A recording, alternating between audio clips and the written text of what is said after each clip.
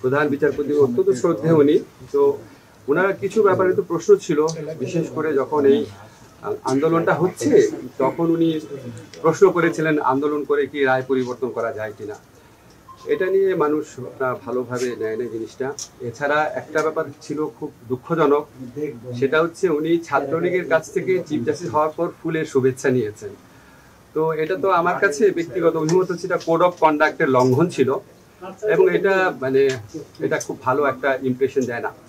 এবং উনি ডিবি পুলিশের যে প্রধান হারুন, যার নানান কি বলবো তার সম্পর্কে নানান প্রশ্ন রয়েছে, এবং উনি আমাদের এই ছাত্র আন্দোলনের সমন্বয়কদেরকে ধরে নিয়ে নির্যাতন আটকে রাখা এটার মূল ব্যক্তি ছিলেন।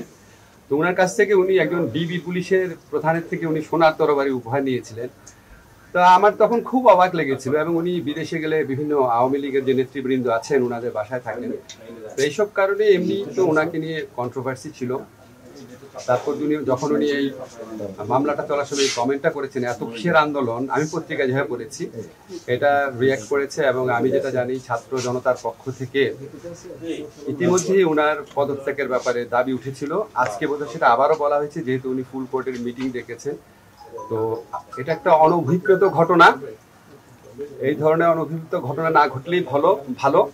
আমরা তো মনে করি সুপ্রিম কোর্ট হচ্ছে আমাদের সংবিধান রক্ষণের, মানবাধিকার রক্ষণের জন্য একটা সবচেয়ে বড় প্রতিষ্ঠান। তো এমন কিছু কারোরই করা উচিত না যেখানে ছাত্র জনতার যে গণ আন্দোলন বা গণ অভ্যুত্থান এটার বিপক্ষে সুপ্রিম কোর্টকে দাঁড় করানোর চেষ্টা কারো করা উচিত না। আপনারা ইতিমধ্যে দেখেছেন দেশের পুলিশ বাহিনীকে এই গণ আন্দোলনের বিপক্ষে দাঁড় করানোর কি পরিণতি হয়েছে। আমরা তো এরকম কিছু হোক কখনোই চাবো না। তো আমরা আশা করব যে সবার জন্য শুভবুদ্ধির উদয় হয়, এবং ছাত্র জনতার যে গণ আন্দোলন রয়েছে এটার আকাঙ্ক্ষার প্রতি আমরা যেন সবাই সম্মান দেখাই।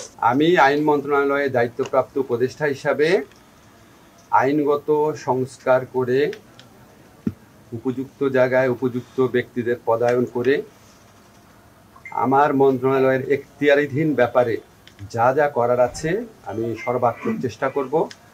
আমি এই পজিশনে এসেছি, এটা আমি মনে করি এটা আমার একটা দায়িত্ব।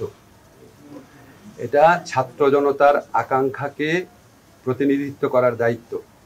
আমি আইনের শিক্ষক, আমার অনেক ছাত্র আছেন লোয়ার জুডিশিয়ারিতে, হায়ার জুডিশিয়ারিতে, কিভাবে মিসক্যারেজ অফ জাস্টিস হয়েছে, বিচারের নামে কিভাবে হয়রানি হয়েছে, ন্যায় বিচার থেকে বঞ্চিত করা হয়েছে, এই পুরা প্রক্রিয়াটা সম্পর্কে ইনশাআল্লাহ আমি জানি। আমি আমার সাধ্য মতো চেষ্টা করব